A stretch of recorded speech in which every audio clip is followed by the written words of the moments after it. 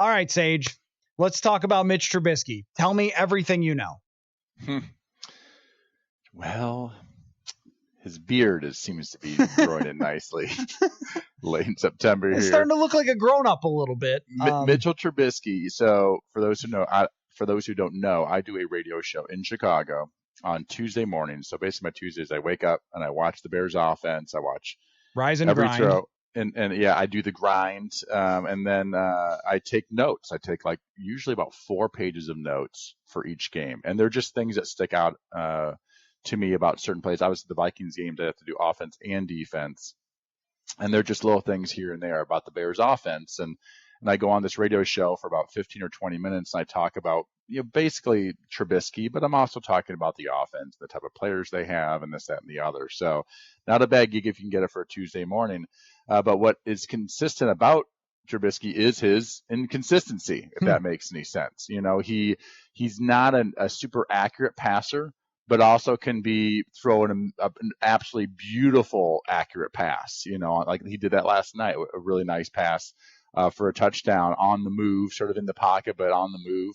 And it was a great throw. He'll also miss guys wide open. He missed Tariq Cohen on the first series, I don't know, 4th, 5th play of the game last night on a little bootleg in the flat. And, Cohen's not a big guy, but still you got to give him a good throw, and he put it too high and Cohen couldn't come down with it. So it's like, man, the easy thing, sometimes he can't do all that well. So, he occasionally will do something stupid, last night they were in field goal range, first drive, ball 35-yard line, something. He takes like a 12, 13-yard sack out of field goal range. Now you're punting the football, So those things you just can't do, and he'll occasionally throw the ball to the other team.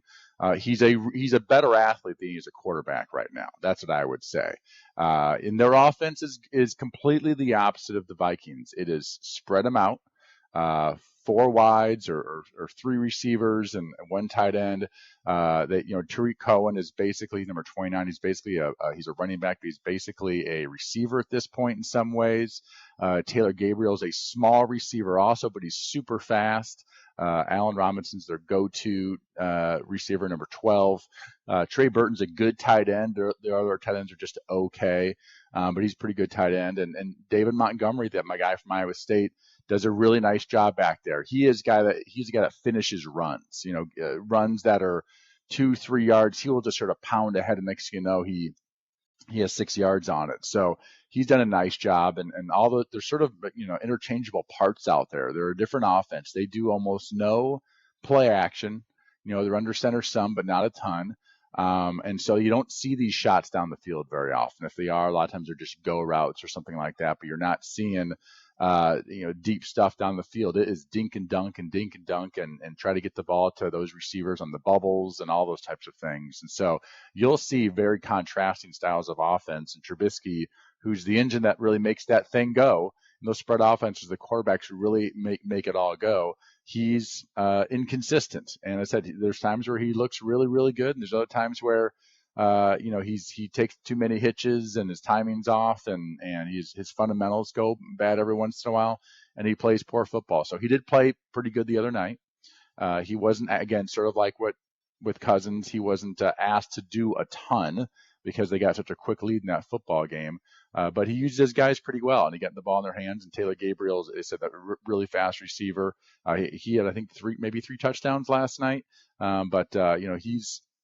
He's a tough guy to guard, and the Vikings are going to have their hands full with all the man-to-man coverage that they play. So it's interesting to me, Sage, is that quarterbacks like Mitch Trubisky, and this applies to Kirk Cousins in some way, that coaches are always sort of tasked or talking about or being asked about protecting these quarterbacks from some of their own weaknesses. But I just pulled this up, Pro Football Focus, in their quarterback annual, where they grade and analyze a million different things about every single quarterback in terms of their negatively graded throws and the rate in which they were made. Trubisky was dead last out of 35 quarterbacks that qualified last year. He had the highest rate of really bad throws. And so no matter how much Matt Nagy tries to protect him, tries to give him little wheel routes or little, what do they call it, orbit motion, where the guy comes back behind the quarterback, and dump it off and look for those yards after catch. Trubisky just has it in him that he's going to make some really bad plays. And last year, the Vikings failed entirely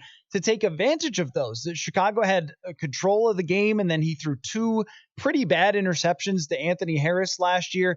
But at the same time, he comes back in week 17 and made good enough throws and good enough plays with his legs to beat the Vikings when he needed to. And I think that that's what would scare you if you are the Vikings defense is you know that the guy's going to make some bad throws. You know he's going to look bad and make some mistakes, but he's just athletic enough. It's almost like you're playing Vince Young or something that you would be saying, like, the guy can't really throw the ball, and they try to cover it up and they try to use playmakers. But if he gets running, he can be a problem, especially on 3rd down and long. I think that that's the biggest thing that they have to worry about this week with Trubisky. I think, the Vince Young comparison is interesting. That's actually, I think that's pretty good. Where Vince, at the end of the day, he went to a Pro Bowl or something, or maybe 2, but they won football games. They sort of find ways to win games, and he occasionally would make a really good throw or a big run at the end of a game, and because you can run as a quarterback, that helps on 3rd downs a lot. And you can just win games, and so he did do that. Last year they won a lot of football games. They're a good team, and that's the thing is he's streaky, and when he's good, I mean, he's good. Like, he looks legit. Like, 3rd pick of the draft, I see that. But when he's not good, when his timing's off and his if I were their quarterbacks coach, whoever it is, I would hire a mechanics quarterbacks coach, because I think his throwing motion, I would try to change some things to allow him to be more accurate. And a lot of times quarterbacks coaches in the NFL, that's not their specialty. Their specialty is footwork and designing plays and defenses and all these things that we talk about. It's not, actually throwing mechanics per se.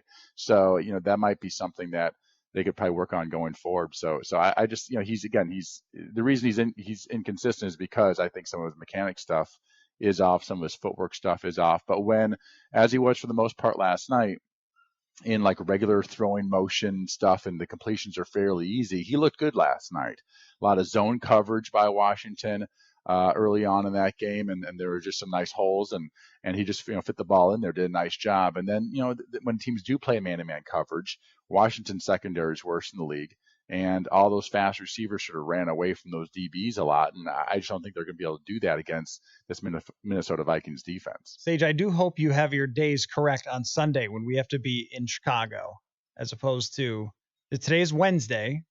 Yeah. Trubisky played on Monday night. So I'm just clearing this up for you. That's right. Right. Okay. Just making sure we're good there, because if you show up on Monday in Chicago, the game will be over. And then this is true. I will still be there on Monday night, but if it like has a lightning storm or something, they cancel it, I will be there waiting. And crazier things have happened in Minnesota Vikings history, right? You never know. It does happen. Could be a fog game. It could be. Could be a fog game. I hope it is a fog game. That'd be great. I don't think so. I think we're getting nice weather for that game, which is sort of unfortunate in Chicago. Like, you want it to be. I don't find that unfortunate at all. That's the best part about it. It's Chicago. An indoor press box. It won't matter. It won't matter.